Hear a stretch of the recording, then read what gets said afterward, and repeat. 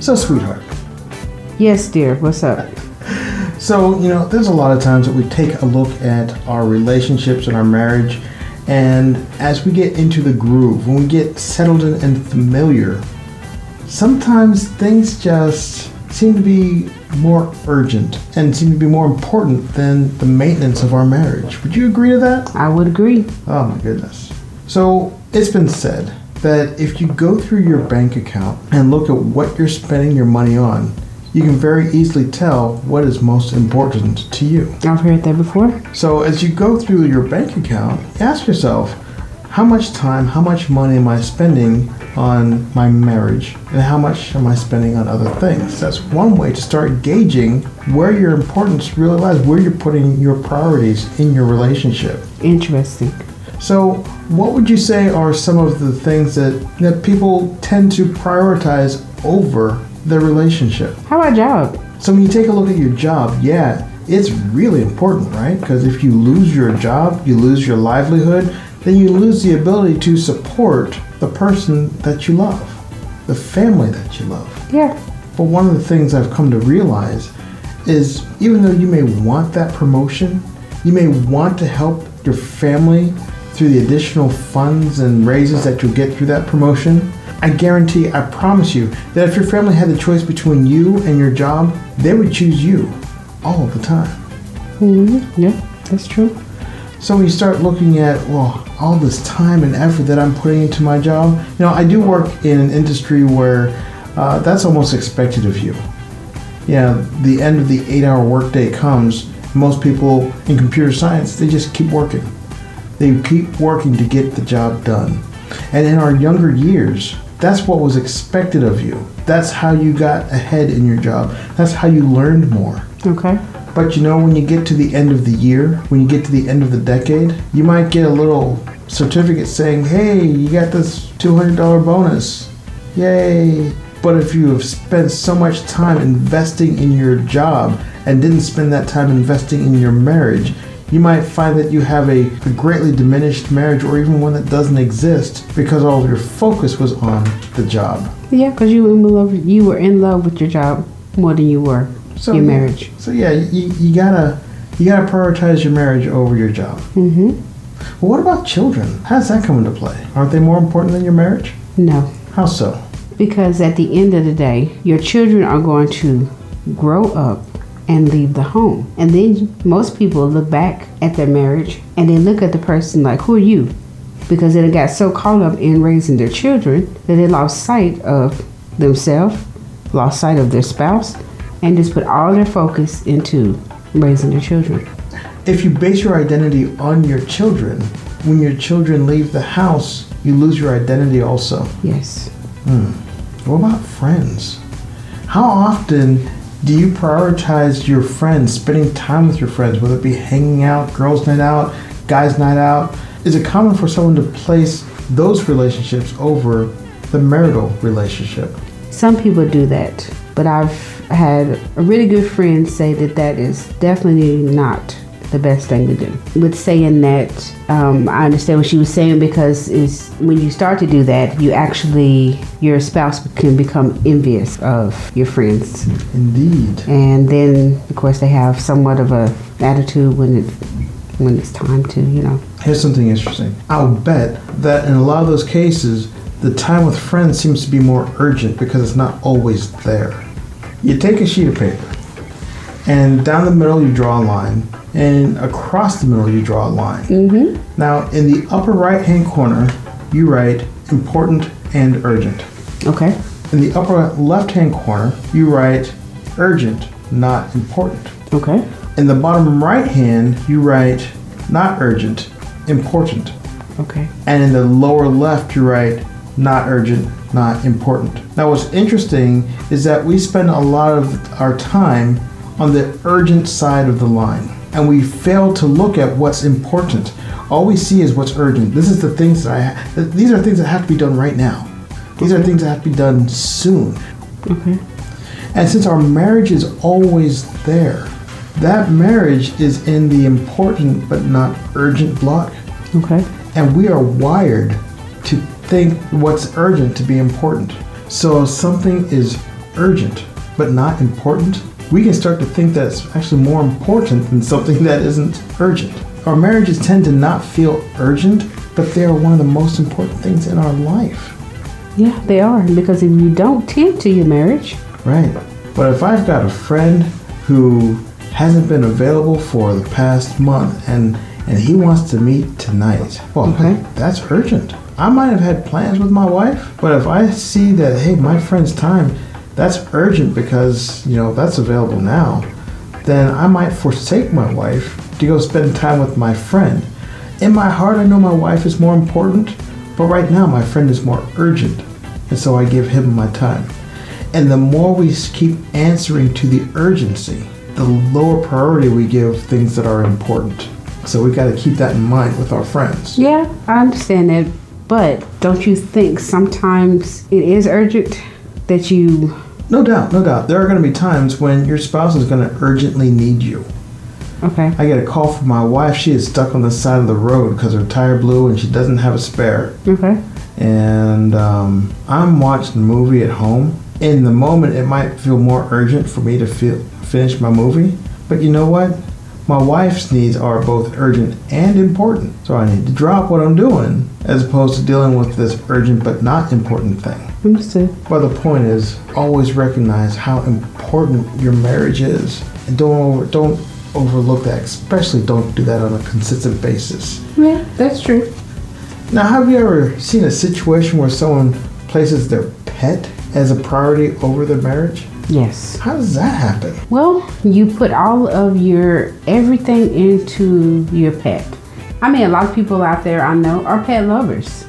I am. I love pets. I've had a few pets in my life, and I've had dogs and cats and several different things. Some people put pets over their relationship. But how does that happen? How do you get to a place where you feel that time with your pet is more important than time with your spouse? Because the pet is showing you more love than your spouse is. Oh, you didn't say that. I did say that, and I said that loud. You said it out loud? I said that loud. Yeah. Sometimes the pet shows more love than your spouse. Now that goes off on a whole other tangent, right? It does. Because now we're talking about merit versus grace-based marriages, right? Yeah. When you start thinking, well, I'm going to give my spouse love because they give me love, but I'm going to give my love to the dog because they're showing more love, that is a very definition of a merit-based marriage, that my spouse has to earn my love on a daily basis. So I'm hoping that our listeners, that each other, that we look at giving love not in response or not in reaction to receiving love, but giving love simply because we love our spouse. Understood. Hobbies and pastimes. Mm. And whether you love going out to the golf course, riding bikes, running, exercise, gyms, going out to the gym, that's great. Okay, but you need to exercise. You do need to exercise. But the question is, do you place that as a priority over your spouse? No, I don't think you should. So whenever you get ready to do that, how about inviting your spouse to go along with you? And there's the key. Yeah. But then what if your spouse doesn't want to do a 5K? Well, they don't have to do the 5K, but somehow be involved. See, here's the thing.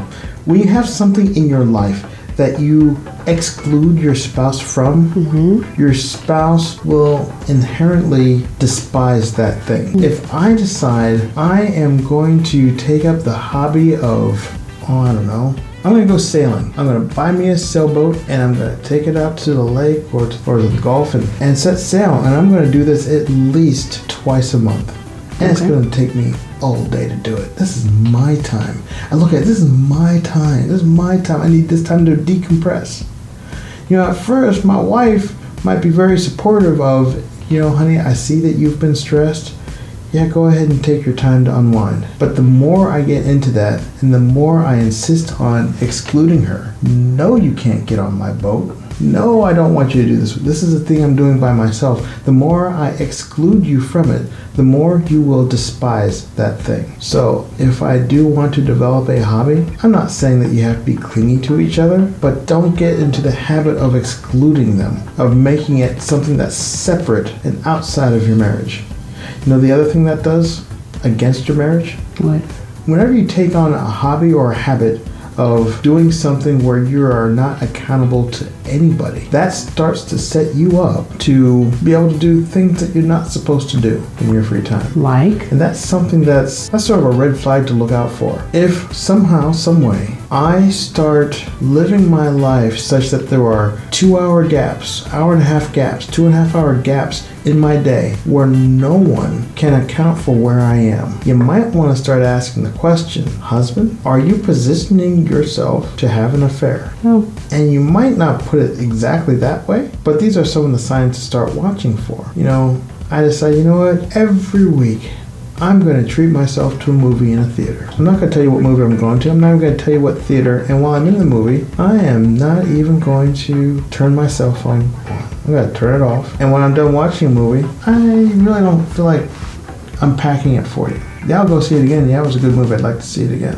But I don't want to tell you about it. All of a sudden, I've got all these excuses as to why, where I was, what I was doing, just question marks around these big holes in time in my life. And excluding your spouse from your hobbies is one way to set yourself up to doing that. So be mindful whenever something like that happens. So what do you mean by balance? I don't understand that one. That's sort of a trick question, right? I mean, what's more important than your marriage? Is balance more important than your marriage? Or is balance one of the things that is very important in marriage?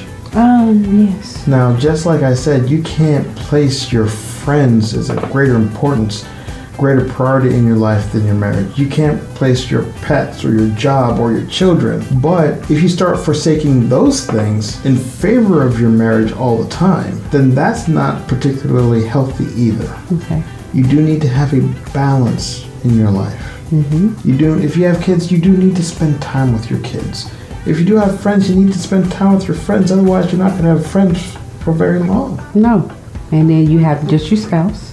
And then what happens once the spouse is gone and you don't have no friends? Then you're by yourself. And sometimes you need to get some act right from your friends too. You know, there are times when you might say to yourself, man, I can't believe Rob just cooked that same dinner for me again. I told him one time that I liked this quiche, and he's been cooking it every month since then, and I'm getting tired of it. And you go to your friends and you complain about it, and your friends say, girl, I wish my man would cook me some quiche. I wish my man would cook for me at all. And in a moment, you start to realize, my husband's pretty good to me. Sometimes your friends can give you a perspective on things. So you can't just cut them out. Sometimes you can talk to your girlfriends in a way that you cannot talk to your husband. There is a great value to holding on and maintaining your friendships, but you cannot do that without balance. Okay. So what about God? Oh, God comes before marriage. God He's the reason for the marriage. Yeah, he is. So, yeah, out of all of that, okay. But God? So yeah, we've said this before. God is first. God is first. Yes, he is. The marriages that fail, they're the ones that are bent on serving self.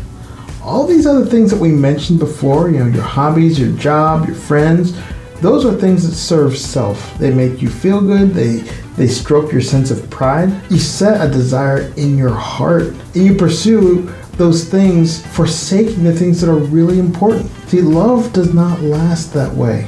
If I keep putting other things above my love for you, if I put other things above my relationship with my spouse, then the love that we share gets chipped away every day when I put something ahead of it. The only thing you should desire more than a relationship with your spouse is a relationship with God. Is a relationship with God. That's absolutely right. Because if you both pursue that divine relationship, then you'll find that your relationship gets stronger.